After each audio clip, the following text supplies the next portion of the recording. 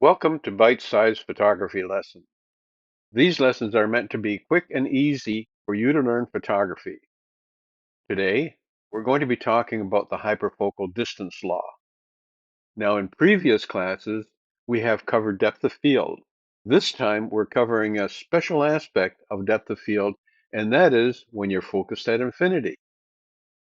Keep in mind that when you focus on something, there's depth of field behind that point and in front of that point of focus. So, where's your depth of field when you're focused at infinity?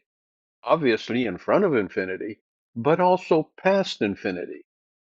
Now, there's no reason for us to have depth of field past infinity, so we're going to take advantage of the hyperfocal distance law to recover that depth of field. So, what is the hyperfocal distance law? Well, it states that when you're focused on infinity, if you refocus on the hyperfocal point, you'll gain half the hyperfocal distance in depth of field. Okay, that's a lot to think about, but let's cover it graphically. So here we have an image of a camera that is now focused at infinity.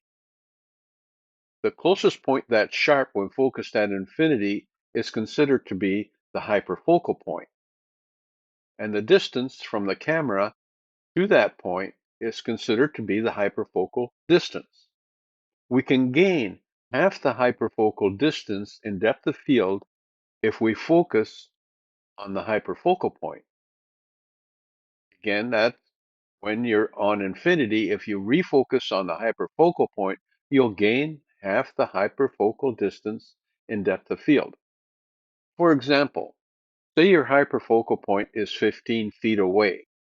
Then if you refocus at 15 feet, you will gain half that distance in depth of field. So now your closest point is 7.5 feet, and your subject can be closer to the camera, and infinity or things far away will still be acceptably sharp.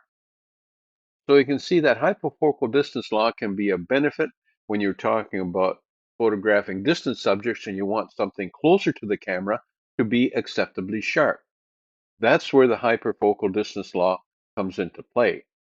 Another use for this law is on cameras that have no focusing capability. These are usually disposable cameras, and if you read what they say on the back as far as sharpness is concerned, they usually state that the subject can be no closer than, let's say, 6 feet away. This takes advantage of the hyperfocal distance law, which means that if the closest subject can be 6 feet away, that camera is focused at 12 feet. So if you want the sharpest image that camera can produce, then place your subject at 12 feet, and that's where the camera is focused. You may well ask, how do I know where the hyperfocal point is?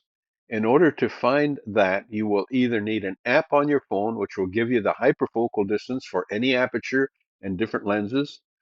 But what you should try is set your camera to f16 with a 50mm lens and focus at approximately 15 feet in front of you. I'm sure that you can estimate where 15 feet would be. If you focus at about 15 feet at f16, you will have taken advantage of the hyperfocal point, which means your subject can now be as close as 7.5 feet to the camera, while the furthest object at infinity will still be acceptably sharp. Now, just as a precaution, never place your subject right at the edge of your closest point for depth of field. You want to keep them maybe at 8 feet rather than 7.5 feet, just to make sure that they are well within the depth of field. But that's a good starting point. I hope you've enjoyed this bite-sized photography lesson and will come back for more. I would appreciate it if you gave us a like and if you subscribe for more lessons. Thank you for listening to this lesson. Have a good day and good shooting.